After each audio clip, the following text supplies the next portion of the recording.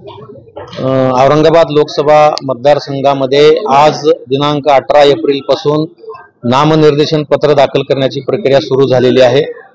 या संदर्भातले नोटिफिकेशन आम्ही सकाळी सर्व ठिकाणी प्रसिद्ध केलेलं आहे।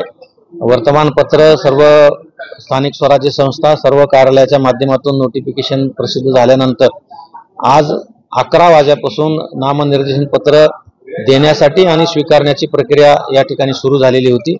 आज दिवसभरामध्ये 118 अर्ज हे या ठिकाणाहून विविध नागरिकांनी, विविध पक्षांच्या उमेदवारांनी, संभाव्य उमेदवारांनी घेऊन गेलेले आहेत आणि यामध्ये एकूण 60 व्यक्तींसाठी